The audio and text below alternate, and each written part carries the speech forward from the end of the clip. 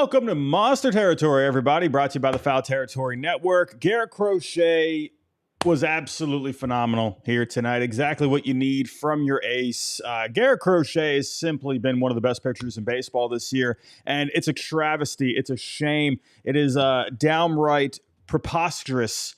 Trying to sound like Stephen A. Smith over here, but it's awful. You know, when you have performances like these that are wasted, you know, it's deflating. It really is. And, you know, with how the Red Sox have been over the last, week or so here, they've now lost their fourth straight game. You know, they were looking great for a while there. And, it feels like they've come crashing back down to earth here. We're thinking, all right, they traded Raffy, but we're going to be okay. They were showing some good signs. Starting pitching was looking good. Guys were stepping up in the lineup. But then you started seeing the sloppy play. You started seeing the errors, the mistakes on the base paths, not coming up in timely situations. Hey, Marcelo Meyer, fantastic outing, fantastic game for him today. Really stepping up. Everyone's saying, they're just kids. You can't put all this on their shoulders. But Marcelo Meyer, he could care less. This guy's just going out there and he's acting like he's been a pro for 20 years now, it seems. My goodness, he's fantastic. Getting the start at second base today. Looked great. Turning a double play early on. But you need these other guys to step up. There were multiple situations throughout the game where you had veterans coming up here in key spots and not able to come through. The bullpen, they had to use a lot of it yesterday, unfortunately. And, Greg Weissert, he's been going through a bit of a bumpy period. That's how he is. He's a very streaky reliever out of the bullpen. When Greg Weissert is fine, when everything is good with him, it's like he's one of the top relievers in the game. But if something's slightly off with him, the command, he's almost a completely different picture. It is what it is. It's just very frustrating, just to see a performance like that wasted, especially when you really needed to win this one here tonight. You fell to 500 yesterday, and now you're back below 500. You now have lost 4 straight games, 40-41. When are the Boston Mid Sox going to start acting like the Boston Red Sox? It's just frustrating, man. It's just frustrating. But everybody, if you can, hit the like button for us. Subscribe if you're new. We are trying to get to 4K by the All-Star break. We're this close. Shout out to everyone in the chat. Thank you for joining me here at 1:11 in the morning. You're all fantastic. You're all amazing for coming out here and joining me here tonight. It is another late one here. And but if you are on the West Coast, it's pretty early for you still. We got a lot to talk about here tonight. Unfortunately, another series lost to the Angels. The Angels, they just have the Red Sox number. I don't know what else there is to say about that. We'll see how Game 3 goes here tomorrow. I got some shout-outs. Let's do those really quick. We got Nate Eaton. Shout out Nate Eaton for tonight, showing his athleticism, making a great play defensively. We'll talk about that in just a little bit. Nate Eaton doing some of the small things tonight that you really want your guys to step up and do. I felt like the Red Sox, we all could care less about the moral victories, but I felt like for the most part, they played a good game here tonight. They just couldn't come through in those situations where you had some runners in scoring position. It's just one of those games, but you got to step up more when you got the War Pig on the mound. He looked fantastic tonight. Let's get to him really quick. He was the star of the show here tonight. Garrett Crochet. That is not Garrett Crochet. I apologize. That is Sadam Raphael. There is no player of the game. When they lose, there's no player of the game. But Garrett Crochet, 7 innings, 3 hits, 0 earned, 10 Ks, only 3 walks. Guy was just dominating here tonight. He was in complete cruise control, pounding the zone. He was in the zone over 60% of the time tonight. Strike after strike after strike. Sure, a few walks along the way, but the guy was fantastic. Velo was looking good, a little more than average than usual. The sweeper, the cutter, getting some whiffs there. 10 Ks on the night. Struck out Mike Trout twice. Always love seeing those big matchups, right? One of the big time pitchers in the game going up against, one of the big time players in the history of the game. It's always fun to see something like that. But Crochet, man. I mean, let's kind of go through this. Third inning, this is where Romy stepped up and made a good play at first base. Romy, unfortunately, San Francisco, you had the unfortunate error, ball going off the glove, ended up leading to a run. But he really picked up Nate Eaton on the throw there in the third inning. Romy's showing you that he can play a good first base, right? Bottom of the fourth, Taylor Ward had the double. O'Hoppe with the base hit to left. Ward was rounding third, and this is where Nate Eaton cut it off. This was an amazing play. I loved this play. So athletic, such a heads-up play. Nate Eaton getting the cutoff. Ward rounded third. He had to retreat back to third, but Eaton, with the speed that he has, caught up to him, made the dive, and tagged him out. Phenomenal play. Absolutely love seeing that. Gotta love that. I just love those gritty kind of players, man. Those dirt dog kind of players. I love that. Nate Eaton is a guy I feel like, could be a pretty serviceable guy off your bench, to be completely honest. He's got speed. He can play a good defense out there. He'll come through at the plate here and there. I like Nate Eaton a lot. And he's been doing really well in the minors this year. Seventh inning, it did get a little interesting here. Had the leadoff walk to Trout, struck out Ward. O'Hoppe with a ground ball to Eaton. Almost made a bad play, but Marcelo Meyer making the nice play, just stepped on the bag, didn't try to do too much with it. And I think that said a lot about Marcelo Meyer. Really shows just the composure that he has. You're late in the game. Crochet just trying to end his outing there. It's a close game at that point, trying to hang on to the lead. And I just love that Marcelo Meyer, he's so composed out there. I love it. They were saying on the broadcast that it seems like he just never gets fazed by anything out there. He's so cool and collected. Gotta love that, man. That's what you need in the middle infield, and he got the start at second base tonight. Absolutely fantastic move. And that tells me maybe Bregman could be coming back sooner rather than later. But either way, I was saying this the other day on Twitter. I was saying, listen, I don't even care if Bregman is going to take a little bit to get back. I want Meyer at second base. Third base, you just figure it out, right?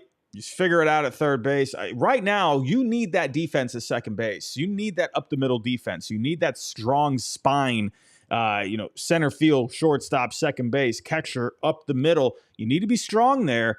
And I think Meyer at this point, put him at second base, and, then you could, Toro, he's been able to handle his own for the most part at third base. I'm okay with him there. And then having Eaton there as well. And then Bregman, when he comes back, all right, you'll be good to go. And then after this, also Marcelo Meyer, he came up yet again. Joe Adele with a hard hit ball. Marcelo Meyer making a great diving play. Couldn't quite finish it off, though. Not just showing he's cool and collected, but he can make an athletic play as well. And then he got Travis d'Arnaud to fly out to Romy in foul territory. Overall, Garrett Crochet, phenomenal outing. A couple of bumps here and there. I don't even, do you even call them bumps? Probably not. But he was dominant. It's a shame that the Red Sox wasted this one. We'll get to the offense. We'll get to the bullpen in just a little bit, but we do have to go over tonight's sponsor. I'll be right back. Kratz, real talk. I do not carry cash around me, but what I do carry around on my phone is Cash App. Easy peasy. Like I said before, anytime Scott can pay for the tab, that is good. And it's always right there. Fast, easy, always available. Yeah. Oh, my credit card's not working, or oh, I didn't bring cash with me. There's no more alligator arms. Do you have your phone? Most people have their phone. So use Cash App. It's secure and safe. There's no waiting around. It is a super, super easy sign-up process. You can sign up quicker than you can listen to Kratz and I talk about Cash App. For a limited time only for the FT fam, new Cash App users can use our exclusive code to earn some additional cash. For real, no catch. Just download Cash App and sign up. Use our exclusive referral code TERRITORY in your profile. Send $5 to a friend within 14 days, and you'll get $10 dropped right into your account. Terms apply. That's money. That's Cash App. Alrighty, let's get back to it here. So, like I said, Garrett Crochet, he was amazing. And getting back to Marcelo Meyer, Nate Eaton, they were also providing some good production here tonight offensively. Let's go through my notes here that I took throughout the game. First inning, Roman Anthony, man, I'm telling you right now, ladies and gentlemen, you got to listen to what I'm about to say. Roman Anthony is this close to just going off. He is like a ticking time bomb at this point. Roman Anthony, first inning. There's a couple of things that's backing that up, what I just said. Roman Anthony, first inning, an 11-pitch AB, got absolutely robbed from the umpire. A terrible call. Tyler Anderson getting the start for the Angels here tonight. Struck out. I'm going to say that in quotations. Struck out, because really he should have drawn the walk. Absolute travesty. Unbelievable, right? Pitch on the inside lower corner. Absolutely wasn't a strike. Didn't even pass the eye test. It didn't even look close to me. And the umpire calling it strike 3. Roman got absolutely bamboozled on that one. But the patience that he showed, fouling off pitches in that AB, unbelievable, right? Roman Anthony, the guy, like I say about Marcelo Meyer, he's, cool, calm, and collected. He's a cool cat. Roman Anthony, you could say the same thing about him, man. The way he goes about his ABs, so professional, man. Like he's been there for 20 years at this point, right? But third inning, Marcelo Meyer leadoff triple against a left-handed pitcher. A left-handed pitcher. Well, I thought Marcelo Meyer couldn't hit lefties. I did say this coming into the series. Or was it last night? I can't remember. It's so late. My whole sleep schedule's out of whack. I don't know. But I know I said this at one point. I think you should have Roman Anthony, Marcelo Meyer in against certain lefties. I know they've talked about this, but absolutely they should have been in the lineup tonight against Tyler Anderson, who has not been very good this year. Sure, I like a good veteran arm at the back of the rotation any day, but They absolutely should have been in this lineup tonight. Marcelo Meyer, the leadoff triple, and then Nate Eaton with the sac fly, putting the Red Sox on the board. Fifth inning, they did chase Anderson at that point. Meyer with another base hit. Eaton with a walk. Man, oh man, those guys, they were just so good here tonight. But you came up short, though, right? You had a couple of guys coming up there, and then they just weren't able to do any more, right? Got to do a little bit more there. Seventh inning, another wasted opportunity. Jarren Duran with a leadoff double. No mistakes from Duran tonight. He had this leadoff double, and two things came to my head. I'm thinking, please don't slide past the bag. That happened not too long ago, right? And then I'm also thinking when he's on the base paths, and then funny enough, there was another ground ball hit to shortstop. And then I'm thinking, oh my goodness, please don't run into an out, right? So Jarren Duran showing some improvements there tonight. But then Cedar Rafael, Trevor Story with the ground out. And this is the moment where this is situational hitting. This is a perfect example right here. Jarren Duran on second base, no outs. This is a perfect time where if you want to move the runner over, you got to hit it to the right side. Trevor Story, Rafaela weren't able to come through there, pulling it to the left side because leaving Duran stranded out there at second base. But then Meyer, this is one of the moments where wasn't able to come through here, and I was pretty interested about this. I would have loved to have known what the approach was here, because the three strikes that led to the strikeout were three fastballs in the zone. I was kind of wondering, was he looking for something else in that AB? I'm not quite sure. So that was really interesting there. But then the eighth inning, here was another sign of Roman Anthony. I'm telling you, he's getting close. Had the 11-pitch AB in the first inning. Eighth inning, 107 miles an hour off the bat. Absolutely robbed by Zach Neto. Neto, umpire, just robbing Roman Anthony here tonight. The guy can't catch a break. I'm telling you, Anthony is about to go off. Ninth inning, Kenley Jansen coming in. He had to leave the game yesterday, so he's back in today. Romy reaches on an error, steals second. Narvaez with a ground out. You walk Duran. Story swinging at the first pitch. Man, I'll never understand that, man. When you got runners in scoring position, why don't you work the counts? I hate that. Like, I get it. Maybe, sure, it was a pitch kind of in the zone, looked pretty good, but, oh, man, it's it's just such a bummer, man, when you're swinging at the first pitch like that and you're just flying out, and then Seti with the fly out. But then the 10th inning, I mean, the Red Sox had the game in the bag at this point. Marcelo Meyer, base hit, scored the ghost runner. Great night for Marcelo Meyer. What was the final line for Meyer here tonight? What was it? It was 3 for 4 with an RBI. Solid night here for Meyer. Now, let's take a look at the overall numbers with him. OPS at a 718 right now. Hey, Meyer, loving it, man. I'm loving the defense that he's bringing at both third and second base so far. He's doing enough with the bat. Had a great night tonight. Really liking what he's bringing to the table here. But the bullpen. You know, they used a lot of arms last night, so it's kind of hard. I did tweet about it during the game, you know, with Greg Weissert. Weissert, like I said in the intro, he has been very streaky in his career. When things are right, this guy is one of the best out there, right?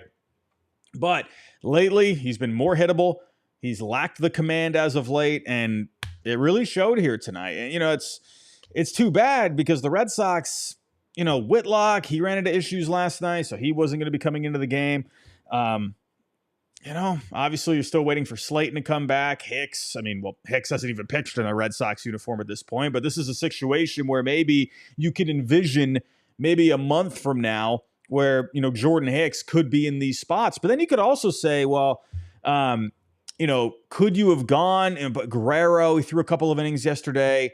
So, but this is where you go back to Walker Buehler yesterday. And this is where you're just having, you know, these situations with the bullpen when you're running out of arms. And this is why you need your starters to go a bit more than 4 innings, right? This is why you need them, you know, even if you go one more inning, that could, you know, maybe even Guerrero, you know, he throws an inning yesterday. Maybe he could come in again here today. You know, it is what it is. And I see you in the chat, Brent Bell, Weiser, Bernardino, others are burnt, too many innings. You know, also Bernardino, he hasn't pitched here in what, like a few days. I don't think he's pitched since the San Francisco series. You know, could you have maybe had him come in at, you know, maybe in the 8th inning? I'm not so sure. You know, I get it. You had some righty matchups there. But let's get to it here. I haven't even said what happened, right? Christian Moore had the home run to tie it up. Neto with the base hit. Ended up getting thrown out at second base. But, you know, Christian Moore, the guy's a savage, right? We'll talk about the last thing here in just a second. But Christian Moore, man, huge fan last year coming out of the draft and the College World Series last year. This guy dominated in the College World Series. He shot up all the draft boards, got into the top 10. There were rumors that the Red Sox were even looking at Christian Moore. Man, oh man. Good pickup for the Angels. 9th inning. Chapman had a couple of bumps, but 3 strikeouts.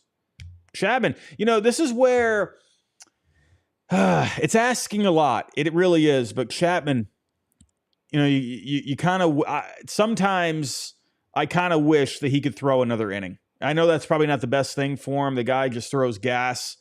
I think in his career, he tends up to this year, he tends not to pitch very well in multi-inning stints. But it's kind of like, you know, you get a little greedy there. You would love Chapman to just give you another inning, but I understand it, right? 10th inning, Justin Wilson coming in. You know, this could have been a situation where I did look at the numbers. Now, Justin Wilson, he came in, he struck out Lamont Wade, right? Lefty. Then you got Christian Moore coming up there, the righty bat. This is where could you have gone with Bernardino in this spot? Bernardino, Justin Wilson, obviously they're tough on lefties. But against righties, Bernardino has had a little bit better success. I wonder if that could have been a spot there, you know, for him to come in.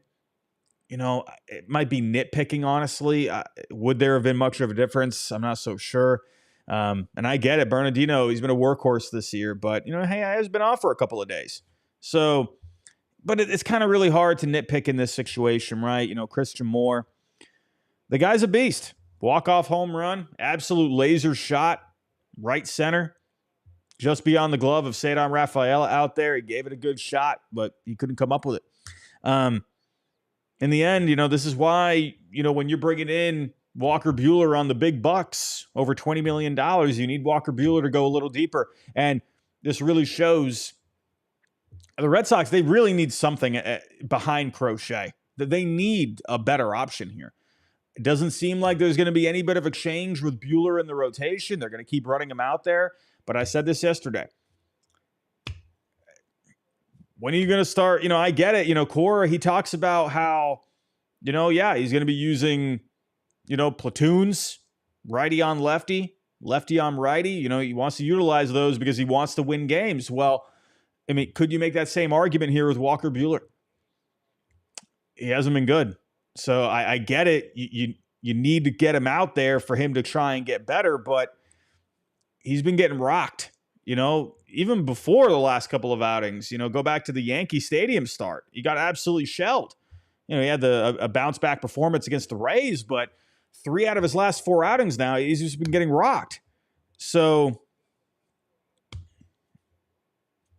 I don't know. If you're saying you're trying to win games, well, what are we going to do?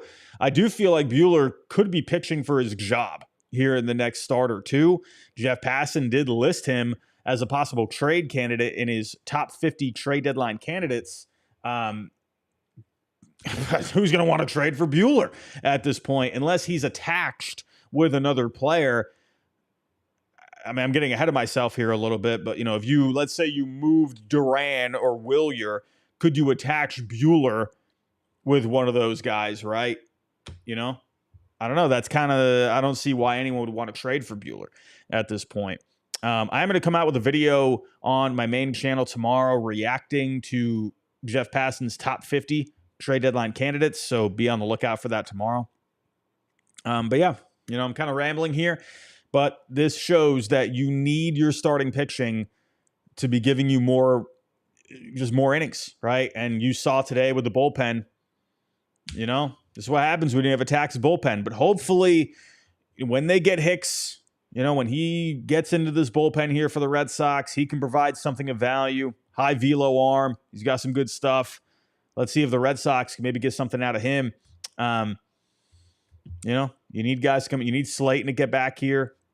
Slayton, I still want Slayton to take a bit of a step forward too. This is a guy where the strikeouts have been down with him this year. So hopefully when he comes back, he can provide a bit of a boost. So we'll see what happens here. But in the end, caps off.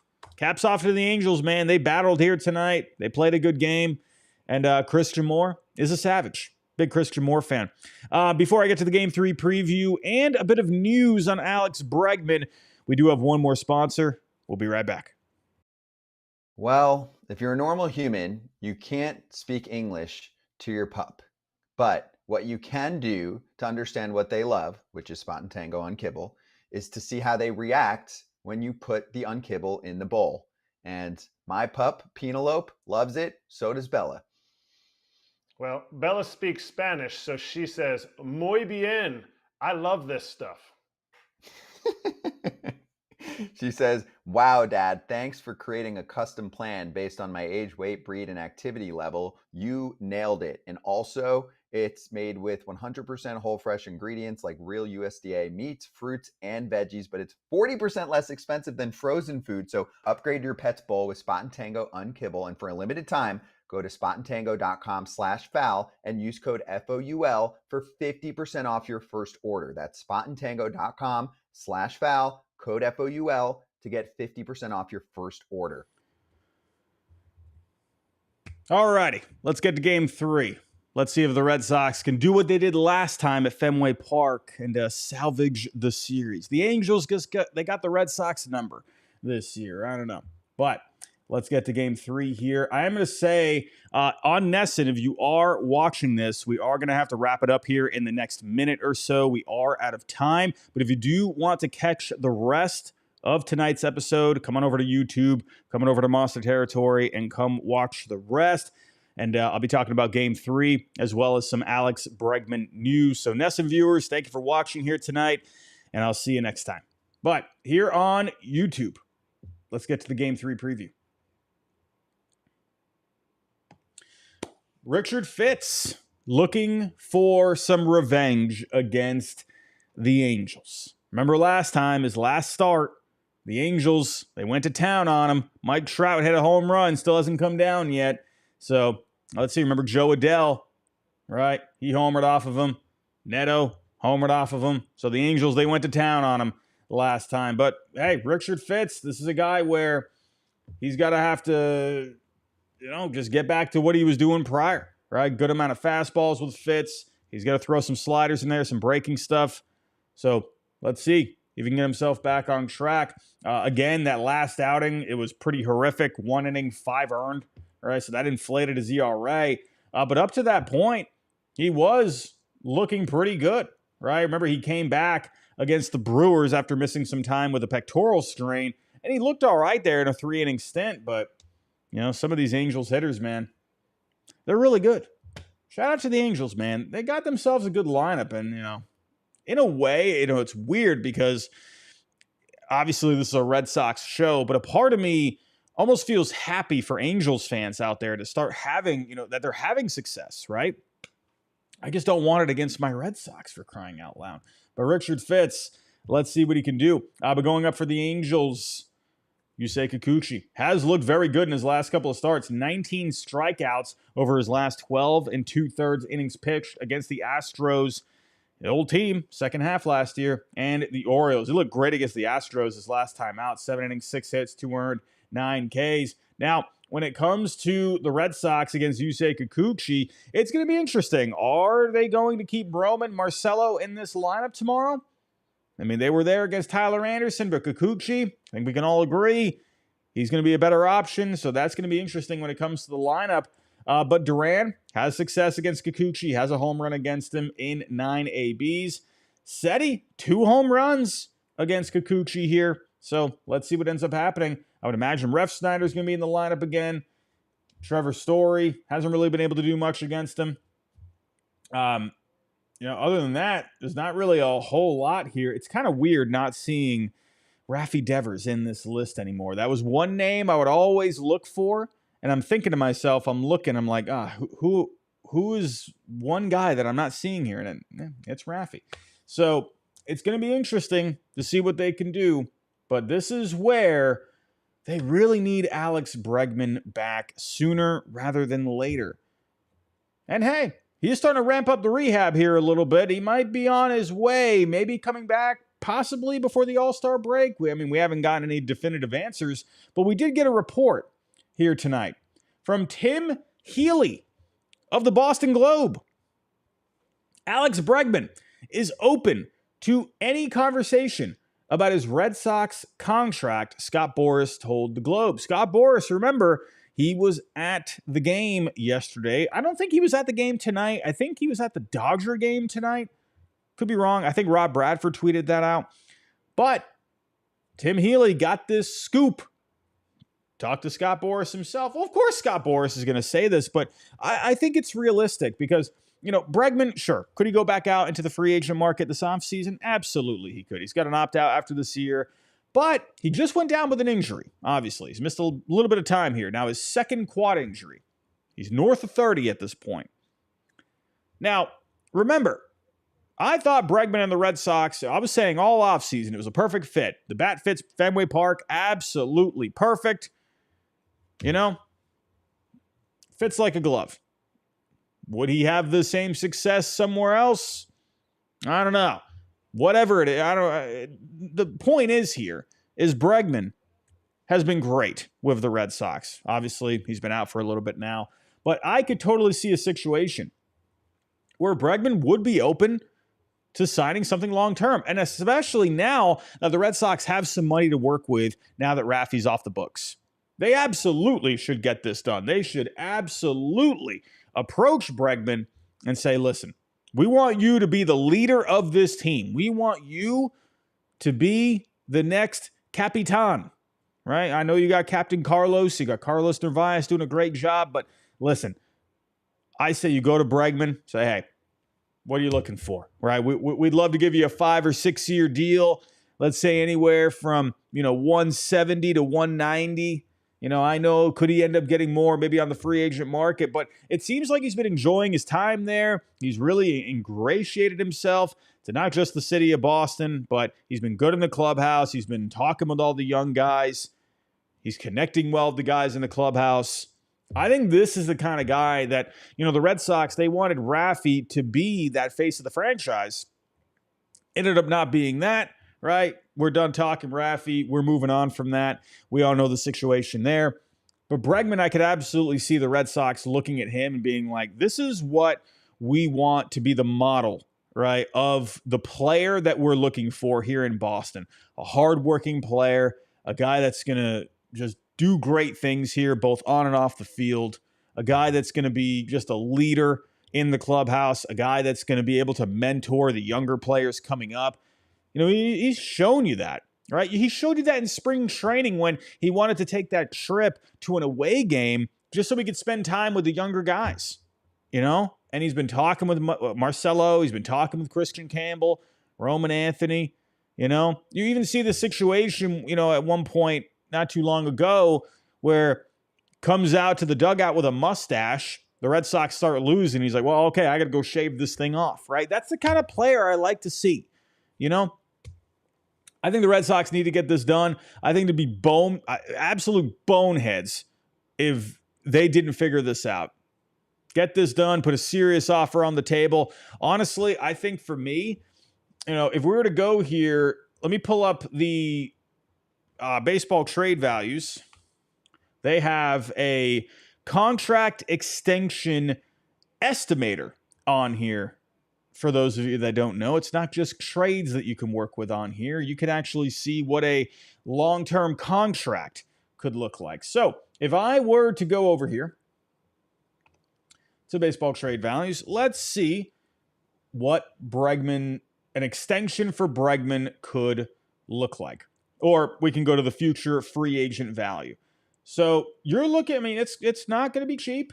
Let's say you want to do a 5-year deal. Well, they're looking at something around $25 million per year right now. You got to remember, this is factoring in, long term, right? Because historically, players as they get older, their production's going to go down. You have to factor that in.